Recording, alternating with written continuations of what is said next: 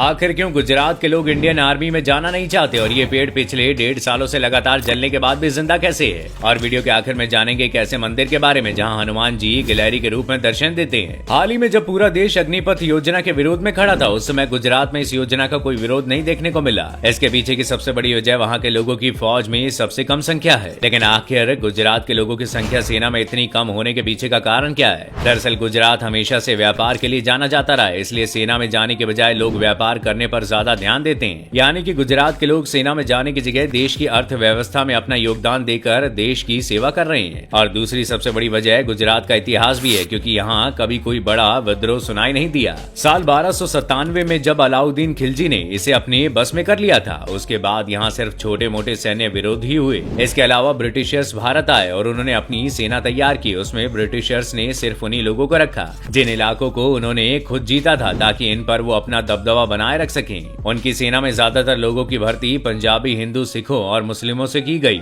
इसमें भी सबसे खास सिख जट थे।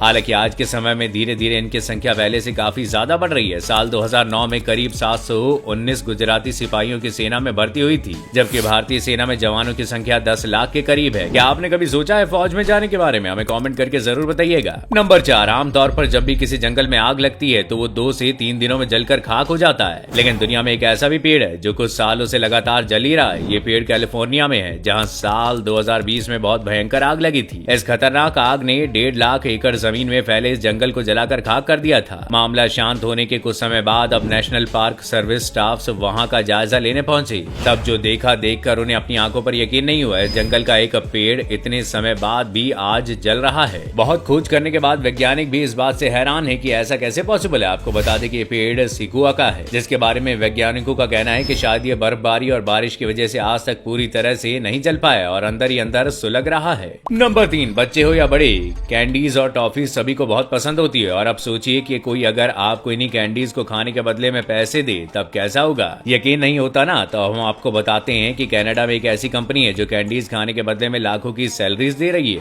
कनाडा की confectionery company Candy Fun House को एक ऐसे इंसान की तलाश है जो हर रोज सैकड़ों कैंडीज खाए और उनके टेस्ट की जांच करे। याहू ने अपनी एक रिपोर्ट में बताया है कि इस कंपनी को दुनिया के पहले और एकमात्र चीफ कैंडी ऑफिसर की तलाश है। उसके बाद इस कंपनी में जितने भी कैंडीज बनेंगे उसे चीफ कैंडी ऑफिसर को टेस्ट करना होगा, जिसके लिए इन्हें 61,40,320 लाख रुपए की सैलरी दी जाएगी। इस काम को करने के लिए बस एक ही शर्त है, इसके लिए कोई भी कहीं से भी अप्लाई कर सकता है, बशर्ते उसकी उम्र 5 से छोटी ना हो और वो मीठे का शौकीन हो। नंबर 2, कहते हैं ना बंदर हनुमान जी का ही एक रूप है, लेकिन दुनिया में एक ऐसी भी जगह है जहाँ हनुमान जी को बंदरों के रूप में नहीं बल्कि गिलहरियों के भेष में पूजा जाता है। हम बात कर रहे हैं उत्तर प्रदेश के तहजीब की नगरी अलीगढ़ में बसे गिलहराज मंदिर की। इस मंदिर की स्थापना आज से सैकड़ों साल पहले महंत श्री महेंद्रनाथ योगी जी महाराज ने कराई थी। और कहा जाता है कि एक दिन हनुमान जी साक्षात महंत के सपने में आए और उनसे कहा कि मैं अचल सरोवर पर निवास करता हूँ, वहाँ जाओ और मेरी पूजा करो। ऐसे में जब महंत ने अपने शिष्य को वहाँ खोज करने के लिए भेजा तो उन्हें वहाँ बहुत सारी गिलहरियां मिली। इसके बाद जब उन्होंने उस जगह की खुदाई करवाई तो उन्हें वहाँ गिलहरी स्वरूप में हनुमान जी की मूर्ति मिली। तभी से ये मंदिर काफी मशहूर हो गया है और कहा जाता है कि यहाँ आकर मन्नत मांगने के 41 दिन बाद आपकी मनोकामना पूरी हो जाती है।